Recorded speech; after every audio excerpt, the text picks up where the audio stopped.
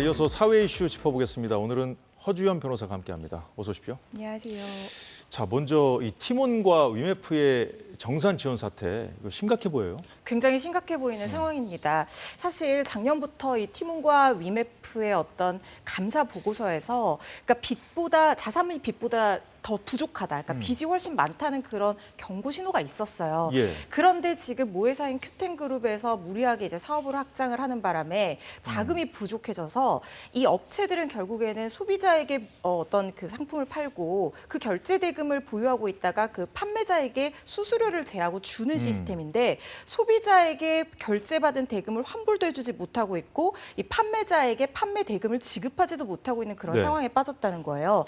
특히 지금 여름 휴가철을 앞두고 티몬과 위메프 통해서 여행 상품 또 항공권을 구매한 소비자들이 구매 취소를 당하는데 여행사에서는 정작 돈을 받지 못하고 환불도 받지 못하는 이런 지금 악순환이 이어지고 있는 상황입니다. 지금 휴가철을 앞두고 이런 일이 터져서 더 걱정인데요. 자, 여행업계의 피해는 그대로 지금 소비자들에게 전가되고 있습니다. 피해 소비자 이야기를 잠시 들어보겠습니다. 어떻게 될지는 모른다라고만 답변을 지금 2번 이상 들은 상태예요. 아예 고객센터 측에서도 뭐 저희가 해드릴 수 있는 방법은 없다. 하지만 뭐 환불은 될 건데 언제 될지는 모른다라는 답변만 계속 들었어요. 1시간 넘게 전화 기다려서 받은 답변이에요. 처음으로 성인이 돼서 부모님이랑 같이 이제 가는 여행인데 이게 뭐 1, 2만 원도 아니고 260만 원, 270만 원 되는 상당의 돈이 갑자기 환불도 안 되고 허 변호사님, 지금 여행사들도 어떻게 보면 피해자 입장인데 지금 고객들의 이제 민원을 접수받고 있지 않겠습니까? 그런데 딱히 방법이 없잖아요, 지금. 그렇죠. 그런데 여행사들 입장에서는 사실 지금 계속해서 이 상품을 진행을 시켰다가 지금 한창 대목을 앞두고 네. 많은 손해를 보게 떠안게 될 우려가 있으니까 음. 지금 고심이 깊어지고 있는 상황입니다. 그리고 소비자들 예. 입장에서는 환불도 못 받고 여행도 못 가는 이런 이중의 피해를 떠안을 그런 우려가 또 있는 상황인 소비자 피해가 거예요. 더 큰 거죠. 그렇죠. 그래서 지금 일단 여행사들 쪽에서 얘기하기로는 예. 7월 상품은 그대로 진행을 시키는데 8월 상품을 좀 고심을 하고 있는데 여행사 쪽에 소비자가 일단 다시 결제를 하는 거예요. 그러니까 일종의 이중 결제 상태를 발생을 시키게 되면 네. 여행사의 손해도 사실상은 회복이 되는 부분이 있고 소비자 입장에서도 나중에 이 커머스 업체에게 환불을 받을지언정 여행을 갈 수 있는 상황이 될 수 있잖아요. 그래서 이런 식으로 문제를 좀 해결하기 위해서 방법을 모색하고 있다는 얘기가 나오고 있습니다. 예. 지금 여행업계 상황 좀 심각하군요. 들어봤는데 지금 다른 판매 업체들도 지금 줄줄이 상품을 빼는 중이라면서요. 그렇습니다. 롯데와 뭐 현대백화점, CJ온스타일 이런 판매 업체들도 상품을 내리고 있는 상황인데요. 지금 여행사 같은 경우에는 몇 달 전에 예약을 하니까 사실 예약 단계에서 이게 취소나 환불된다고 해서 직접적인 손해가 나는 건 아니지만 이렇게 물건을 판매하는 업체들 같은 경우에는 예. 결제가 됐다고 생각해서 물건을 보냈는데 나중에 대금을 지급받지 못하게 되면 그 자체로도 손해를 떠안을 수밖에 없는 상황이기 때문에 상품 자체를 다 내리고 있는 상황이거든요. 그런데 여기서도 소비자 피해가 발생을 할 수가 있는 것이 지금 소비자들 중에서는 이미 물건을 결제를 했는데 그 물건을 받지 못하는 예. 미발송 상태에 놓인 사람이 있단 말이죠. 그래서 미발송 업체에서 환불 요청해라라는 문자가 와서 이 소비자가 물건을 받지 않은 상태에서 결제 취소나 환불 신청을 하게 되면 환불이 안 된다는 거예요. 심지어 환불 승인이 완료됐다는 문자와 동시에 환불이 실패했다는 메시지를 받았다는 인증글까지 올라오고 있는 상황이거든요. 그러니까 이게 사실은 중간에서 이 티몬이나 위메프가 결제를 원활하게 해줘야 되는데 그렇게 하지 않고 있으니까 이게 고스란히 소비자 또는 셀러의 이 손해로 누가 손해를 더 볼 것이냐 이런 어떻게 보면 좀 폭탄 돌리기 상황이 이어지고 있는 상황으로 보입니다. 그렇군요. 지금 이 피해액이 눈덩이처럼 지금 불어나고 있다는 얘기가 나오고 있는데 이 정확한 피해 규모가 산정이 될까요? 정확하게 추산이 되지는 않고 있지만 일부의 예측에 따르면 최소 1,000억 원 가까이 될 것이다 이런 전망도 나오고 있어요. 왜냐하면 업계 관계자 추산인데요. 위메프와 티몬의 하루 결제 추정액이 382억 원이라고 합니다.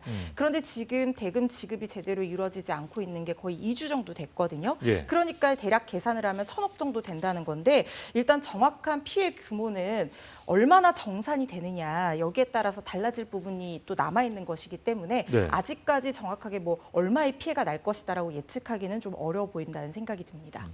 아까 그 여행업계 그 피해를 입은 소비자 얘기 들어봤는데 이 소비자들이 좀 집단 소송을 한다든가 좀 대응할 수 있는 방법이 있을까요? 네, 뭐 지금 일단 지금으로서는 바로 뭐 소송에 들어가기는 좀 어려워 보여요. 왜냐하면 그러니까 지금 기업 측에서 어떻게든 정산을 해주겠다, 소액 판매자부터 정산은 이루어지고 있다라고 예. 얘기를 하고 있고, 소비자 입장에서는 더욱더 그런 게 몇만 원짜리 물건을 사거나 뭐 몇백만 원짜리 이 여행 상품 결제했는데 그보다 훨씬 비싼 비용과 시간을 들여서 손해배상 청구를 하는 것 자체가 또 이미 손해가 될 수 있거든요. 그래서 일단 지금 정부에서 나서서 이런 것들 좀 들여다보고 있다고 하니까요. 예. 소비자보호원이나 금융감독위원회 이런 데, 공정거래위원회 이런 곳에서 좀 들여다보면서 이 피해를 구제할 수 있는 방안을 좀 모색해야 된다는 생각이 들고요.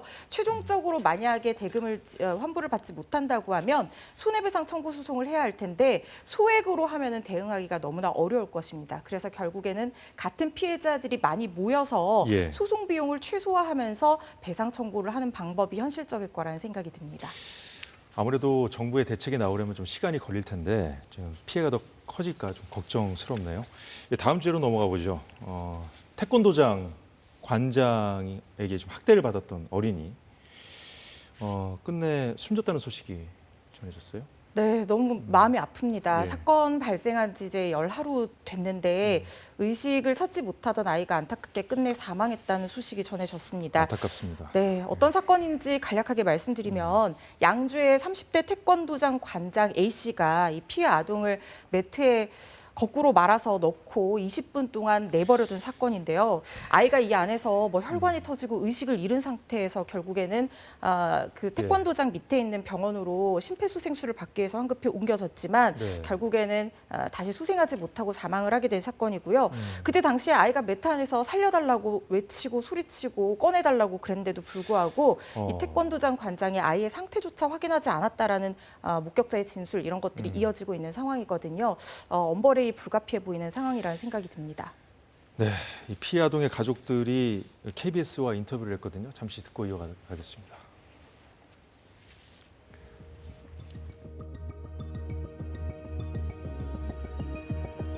애가 어떤 때 오면 엄마 나 여기가 아파 그래. 왜 아파? 그러면 나 파란 매트에다가 관장이 집어 던졌어.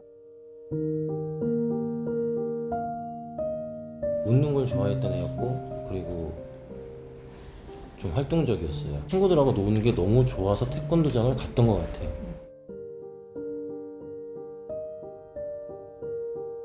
진짜 법이 내릴 수 있는 최고한의 형벌을 줬으면 좋겠어요. 정말로 제발. 다른 아이들이 이런 일을 당하지 않게 아이들을 맡길 수 있는 곳에 자유롭게 좀 마음을 놓고 맡길 수 있는. 네, 보면 볼수록 안타깝네요. 지금 엄벌을 촉구하고 있어요, 가족들도.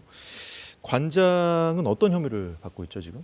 원래는 아이가 이 의식불명 상태였을 때는 아동학대 중상의 혐의가 적용이 됐었는데 예. 아이가 사망한 이상 이 혐의는 아동학대 치사 혐의로 바뀌어서 적용이 될 것으로 보입니다.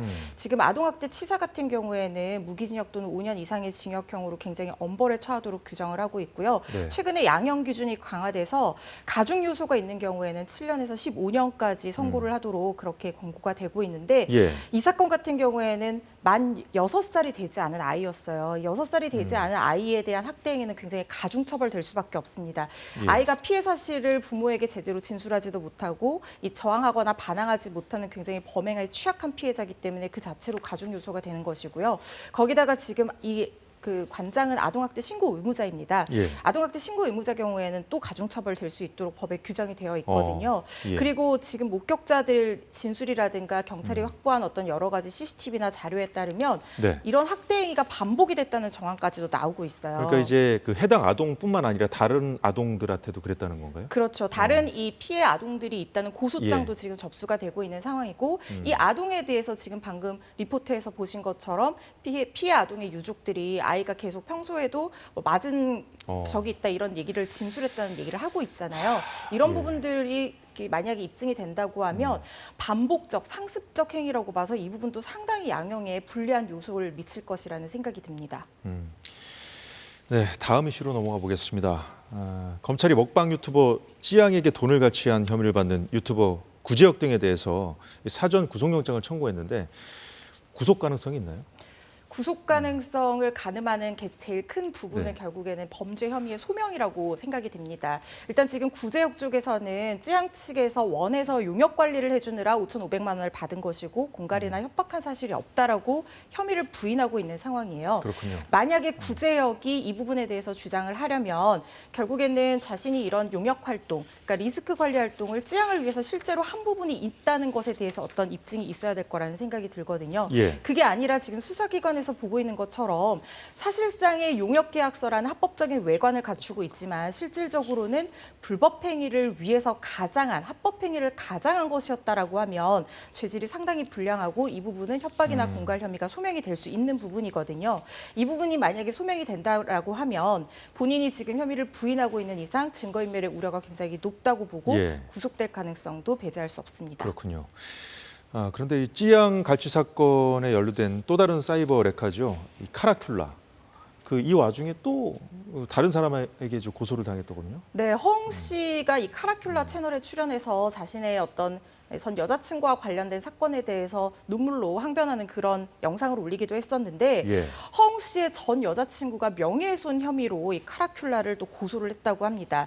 카라큘라가 허웅 씨의 전 여자친구가 어떤 유흥업소에서 일을 했다, 뭐 이런 얘기를 제보자를 통해서 받았다라고 하면서 전하는 영상을 올렸었는데 이 예. 부분이 명예훼손이라는 거예요. 그리고 특히 이 제보한 사람도 카라큘라를 고소를 했는데 자신이 카라큘라에게 얘기한 내용이 자신의 의도와 다르게 짜집기가 되어서 악의적으로 이렇게 영상이 만들어진 것이다라고 주장을 하고 있거든요. 예. 지금 카라큘라는 유튜브 활동을 중단한 상태라고 하는데요. 여러 가지 범죄 혐의에 연루가 되어 있는 만큼 카라큘라에 대한 수사도 본격화될 것으로 보입니다. 아직 검찰의 소환은 안 됐죠? 그렇습니다. 카라큘라는. 예.